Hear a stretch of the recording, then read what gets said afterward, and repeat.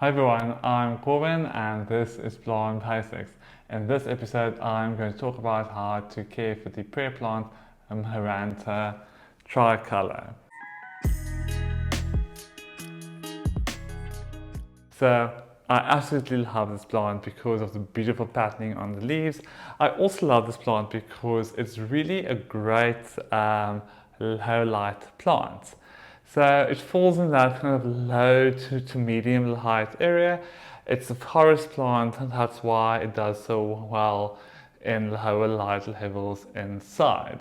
So this plant has actually been trellised up, but you'll often see them also growing out across like that because in the natural environment they grow as a ground cover. So light.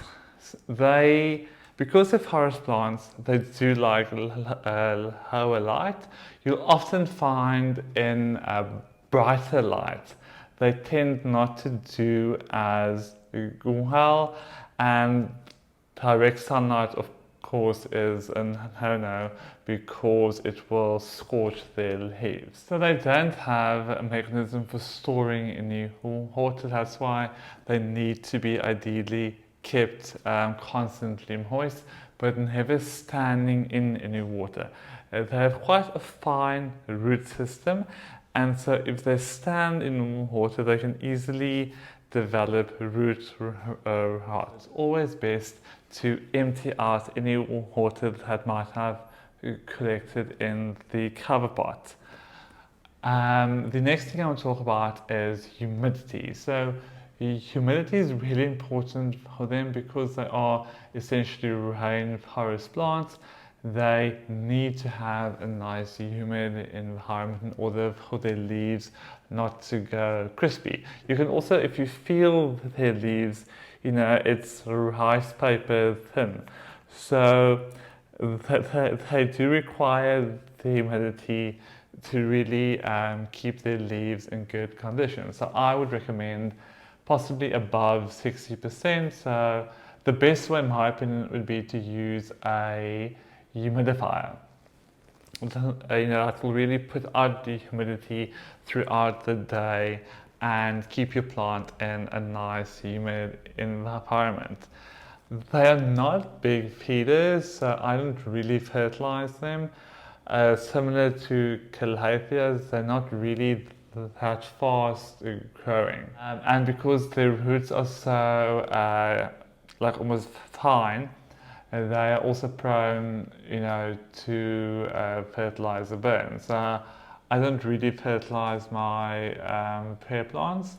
If I feel like they need some fertilizer, I'll use an organic fertilizer, but that's about it. Similar to calatheas, I also prefer to be repotted about once a year, put into nice fresh growing media. If they become too pot bound, it becomes this issue of they dry out too quickly. And over time, that will really take a toll on your plants. So I recommend that you repot your plants every year into, one size bigger. Alternatively, you could try to only change out the fertilizer if you want to. If you reach like the maximum pot that you feel comfortable with. They do have a tendency to become a bit straggly because they're growing out like that. So what you can do, you can take tip cuttings and then plant it back at the base of the plant to fill up your plant. And they are actually quite easy to propagate from cuttings because they produce these kind of growth nodes. And if you place that in water, it should readily produce roots. As far as pests go, I would say spider mites would be a culprit that would affect this plant similar to other pear plants. So for spider mites, I prefer to just keep my plants clean. If I see the first signs, I shower my plants off, and then I will also apply neem oil at periodic intervals to almost act as a preventative for spider mites.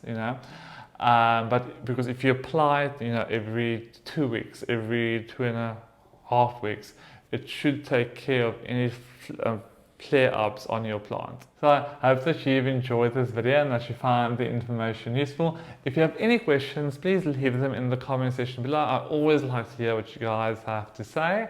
And yeah, I will see you in the next video. Bye.